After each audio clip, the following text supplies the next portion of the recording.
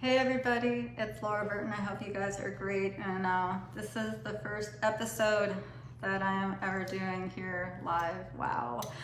And so I'm going to be doing this every day. It's a new commitment in my life. And yeah. Oh, okay, I have to start over. Sorry guys. Let me do it this way. Okay, so I guess I can't do it that way. Okay, hi you guys. I guess I have to hold the phone this way. Sorry. I do not know this technology stuff. My husband's talking to me. What? I'm good. Okay, hi you guys. Thanks for being here. Okay, so this is like the first time I'm ever doing this, ever, as you can tell. So I'm here to talk about how I became a sales professional. You know, why is sales important to me? Why do I want to talk about sales to you? And I'll put them up. Okay. My husband's coming in and telling me how to do this, which is great. I'm just seeing the glare on the phone. I hope you guys are good. Thank you for being here, you guys. I really appreciate it. And apparently I'll get better at this. So anyway, I want to just kind of tell you how this all started. I mean, when I was young, I didn't grow up wanting to be a salesperson at all. I mean, who wants to be a salesperson, really? I mean, does anyone want to grow up and be, hey, I want to be a salesperson when I grow up? I mean, nobody thinks that's cool, right?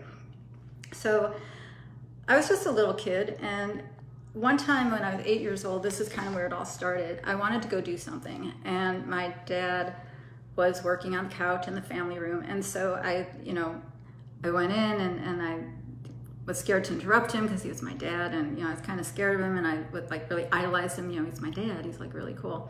And so I went in and I was like, I wanted to go do something. I forget what it was. I was 8, and so he said no, but I interrupted him. So his voice was like really strong, and I was like, oh my God, my dad just like got mad and like really said no to me. And so that was really hard. And so I just kind of stopped, and I was upset because I really wanted to go, but it was like, it was my dad. He said no. So I was getting ready to turn away, and then he said, Laura, come back here, because he could tell I was like really upset, and I was daddy's little girl and everything like that. And so he's like, do you really want to go? And I was like, yeah, I really want to go. And he's like, okay, you didn't sell me on that. And he gave me my first sales lesson that day. And from then on, it was like I became this like amazing negotiator as a little kid, which was great. And then, my family, we used to sing together. Music was really important. I always liked to draw and everything like that. And my brother started writing songs. And I thought that was like the coolest thing ever. I mean, like, here's my brother writing songs. He's my big brother. And then my sister, who was older than me, I'm the baby of the family. She was singing, and, we'd all sing together. But then she got an opportunity to record one of my brother's songs in a recording studio. And they put out a record. And I was like, that is so neat. And I was in the studio like with them, and like I wanted to be in the recording booth. I wanted to be the one who could do that, and I wanted to be like amazing. And I always was like a dork. It's like I had big curly hair. Now it's blown out and straight, but I like big curly hair. I had buck teeth. I was this awkward kid, and I wasn't cool at all. And so I really wanted to be amazing. And so it just kind of got in my heart, I wanted to be able to do that. And as I got older, my brother got me into playing guitar when I was 11, and I really worked hard at it, and I really wasn't good at it, but I just wanted to do it. And I kept trying, and it was really painful because, I'd want to do this. So I'd go to college, and, I get a degree, and I got a degree in political science because I could learn political science, and it didn't drive me crazy, and I didn't like the other stuff to learn. And then I came out, and I just became an artist. I was painting, I was drawing, and it was great. And but my dad, he liked my art, but at the same time, it was like I wasn't really getting anywhere. And then I started doing music, but I was so scared to do music. Literally, I remember. Well, it took me hours. I was bad. It was hard to play and sing at the same time, and then hours of practicing and gosh, I just wasn't getting very good. And the first time I went out to go play one of my songs in public, I literally was like, I was like I was having a seizure. It was so pathetic. It was so embarrassing. It was like, I shook so bad, like my lip was quivering. I could barely do anything. I was like shaking like a log. I was so scared. And then I wouldn't get up and sing in front of anyone for like 2.5 years after that. It was just so bad. It was like totally embarrassing. But I kept on persevering, and at some point I got okay, and I recorded a CD, and then I was doing some video stuff and cable stuff, and it was cool, but I was just never gonna make it. And I always got sales jobs. I always had to work to pay bills, and I could always get jobs. If I needed a job, I would pick up the yellow page or the white pages, before the internet, and I started the letter A or the letter Z, and I just go through this phone book, and I would start calling companies, and I'd be like, if they had a cool sounding name, I called them, and usually like halfway through the alphabet, I guess I'd make like 200-300 calls, and I call companies, they'd be like, why are you calling? And I'd be like, I need a job, and it just, it seems like you guys would be a really great company to work for. And they'd be like, okay. And I would usually get about 8 to 11 interviews at that point. And then I'd always land a sales job. And, I didn't think much of it. It's like, okay, I'm working, I'm doing my thing, I'm having fun. And I ended up getting married, and I ended up moving to LA. And when I was 36 years old, I ended up getting injured. I got exposed to chemicals, and it was game over. And I got so sick, and I couldn't walk a mile. And I went to this doctor, and he's like, okay, you have chemical sensitivity. And I'm like, okay. And then he's like, all right, so you need to stay away from chemicals, fumes, gases, and stress. And I'm like, chemicals, gases, fumes, and stress? It's like, I live in LA, okay? I live in the San Fernando Valley. There are 800,000 people that live where I live that all drive cars, and I'm supposed to stay away from car exhaust. You're kidding me, right? How am I supposed to do this? And he's like, well, it's very hard. I'm like, it's very hard? I'm like, what is that, And I went home, and I was just miserable, and I didn't know what to do, and I kept getting worse. And finally, I was seeing this therapist, and the woman who was transcribing her reports on me felt so bad for me. She called my doctor and said, would you please have your patient call my friend? I think she can help her.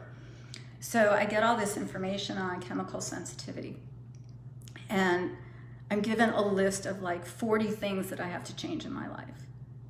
And I'm like completely overwhelmed, terribly depressed. I'm just like, I'm on disability, I make very little money, I'm living in a studio apartment with a futon and very little furniture, and I've got like nothing, and I'm alone, and I've like overwhelmed. And it was like, okay, just start on what you can do, just start whatever.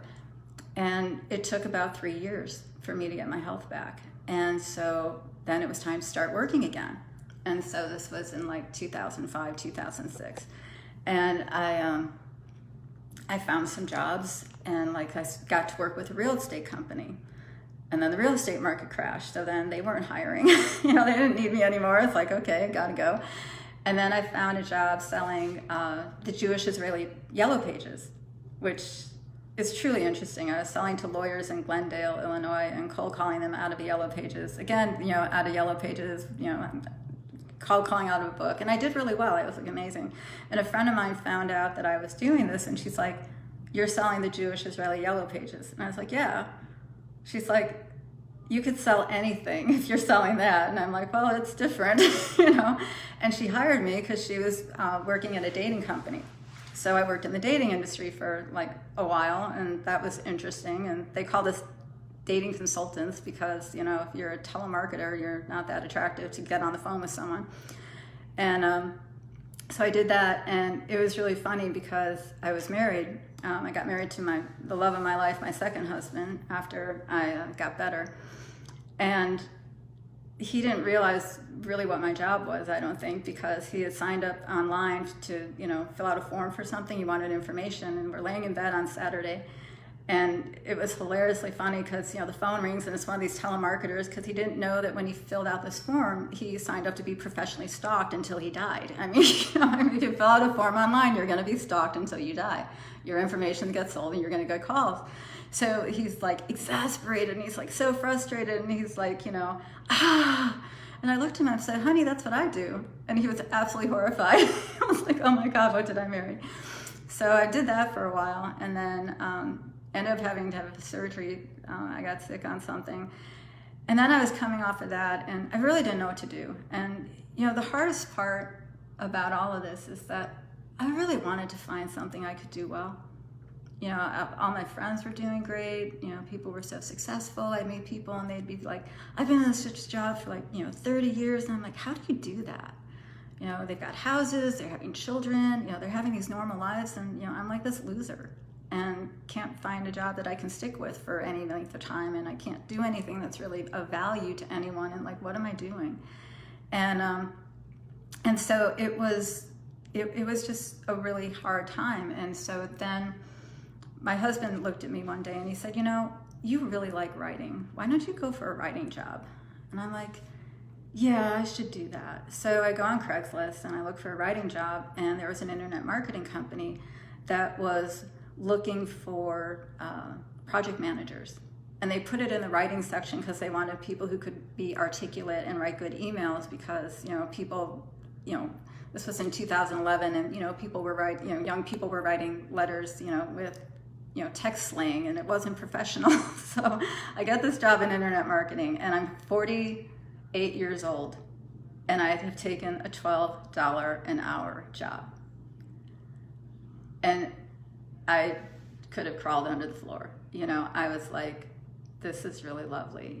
Here I'm bottom of the barrel loser girl, but I'm like, okay, I need work and we need money. And so I start working. And it was interesting because I didn't know anything about internet marketing really. And so I started learning, and then I started figuring out that if I wanted to make more money, I needed to sell stuff. Well, something happened that was really interesting. We were doing search engine optimization, and I don't know if you guys know what search engine optimization is. It's where you try to get your website on the first page of Google.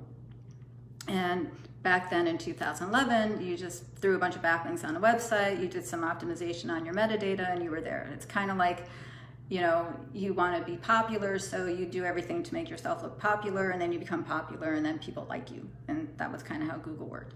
So I'm talking, I get a call from a client, and he said, this isn't working. And I'm like, it's not? And he's like, no. And so I look up his keywords, because, we were trying to get his keywords to be at the top of Google. And we had 20 keywords we were working on. For $300 a month, you could get 20 keywords on the first page of Google. And gosh, people would love to be able to do that today. It doesn't happen. But, so I go and I look up his keywords, and he's got first and second page, first place position on Google on all of his keywords. And I'm like, your rankings are fabulous. What do you mean it's not working? He's like, we're not getting any sales. And I opened up his website, and I realized his website sucked. I mean, like, there wasn't a marketing message. There was nothing there, nothing that made me want to call him. I don't even think his phone number was on there. And I was like, you need a marketing message, and you need a homepage redesign. And I started selling. And I kept finding that the majority of the people at that time that were in business that had websites had no marketing on their websites, because website designers, they were building websites and they were brochures. And the internet marketing was there, but they didn't really get the concept. And so a lot of businesses didn't know how to sell themselves online. And I wanted to make more money, so I started selling marketing messages and homepage redesigns and blogs and all the stuff. And they had to hire all these people in the website department, because every day I'm selling 2 and 3 homepages and marketing messages out the window, and it's like all I wanted to do was sell. And here I'm this project manager, and I was one of their top salespeople in the company, and I wasn't even a salesperson. And I went from this $12 an hour job to making $50,000 a year, and then $75,000 a year, and then I got up to $90,000, and it was cool to be able to grow. And then I really wanted to help people, and I started managing people, and that was really odd. And then they wanted me to sell instead of just deal with clients and sell, and all these different things. But what really kind of happened is, I would talk to all these people, and they were having so many troubles, and I was hearing all these bad stories about internet marketing companies, and our company wasn't always doing a great job either.